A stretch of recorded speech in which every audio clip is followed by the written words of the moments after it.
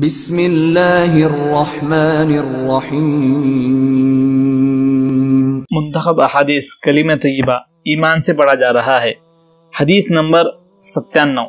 عن ابی ہریرہ رضی اللہ عنہ ان رسول اللہ صلی اللہ علیہ وسلم قال کل امتی يدخلون الجنہ الا من ابا قالوا یا رسول اللہ ومن یأبا قال من اطاعنی دخل الجنہ ومن عصانی فقد ابا۔ بخاری کی روایت ہے، ترجمہ ہے حضرت ابو ہریرہ رضی اللہ عنہ سے روایت ہے کہ رسول اللہ صلی اللہ علیہ وسلم نے ارشاد فرمایا، میری ساری امت جنت میں جائے گی سوائے ان لوگوں کے جو انکار کر دیں۔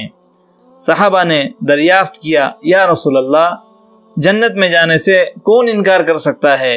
آپ صلی اللہ علیہ وسلم نے جواب میں ارشاد فرمایا، جس نے میری اطاعت کی وہ جنت میں داخل ہوگا، اور جس نے میری نافرمانی کی یقیناً اس نے جنت میں جانے سے انکار کر دیا۔ حدیث نمبر 98۔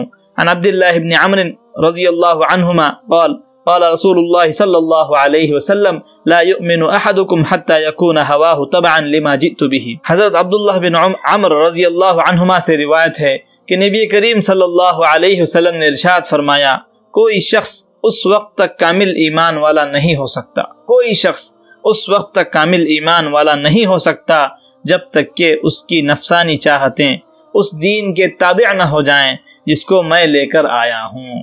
حدیث نمبر 99۔ ترمذی کی روایت ہے، حضرت انس بن مالک رضی اللہ عنہ سے روایت ہے کہ رسول اللہ صلی اللہ علیہ وسلم نے مجھے ارشاد فرمایا، میرے بیٹے، اگر تم صبح و شام ہر وقت اپنے دل کی یہ کیفیت بنا سکتے ہو کہ تمہارے دل میں کسی کے بارے میں ذرا بھی کھوٹ نہ ہو تو ضرور ایسا کرو۔ پھر آپ صلی اللہ علیہ وسلم نے ارشاد فرمایا، میرے بیٹے، یہ بات میری سنت میں سے ہے، اور جس نے میری سنت کو زندہ کیا اس نے مجھ سے محبت کی، اور جس نے مجھ سے محبت کی وہ میرے ساتھ جنت میں ہوگا۔ حدیث نمبر 100۔ یہ بھی بخاری کی روایت ہے، ترجمہ ہے حضرت انس بن مالک رضی اللہ عنہ فرماتے ہیں کہ رسول اللہ صلی اللہ علیہ وسلم کی عبادت کے بارے میں پوچھنے کے لیے 3 شخص ازواج مطہرات کے پاس آئے۔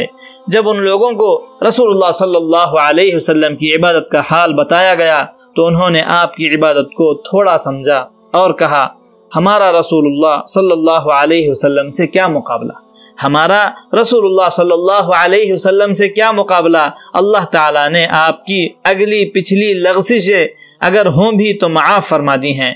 ان میں سے ایک نے کہا، میں ہمیشہ رات بھر نماز پڑھا کروں گا۔ دوسرے نے کہا، میں ہمیشہ روزہ رکھا کروں گا اور کبھی ناغہ نہیں ہونے دوں گا۔ تیسرے نے کہا، میں عورتوں سے دور رہوں گا، کبھی نکاح نہیں کروں گا۔ ان میں آپس میں یہ گفتگو ہو رہی تھی کہ رسول اللہ صلی اللہ علیہ وسلم تشریف لے آئے اور فرمایا، کیا تم لوگوں نے یہ باتیں کہی ہیں؟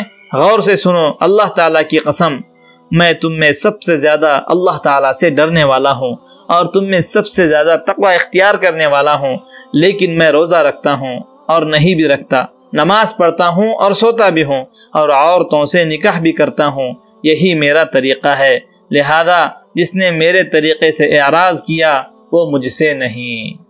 اللہ تعالی ہم تمام لوگوں کو رسول اللہ صلی اللہ علیہ وسلم کے طریقے پر عمل کرنے والا بنائے۔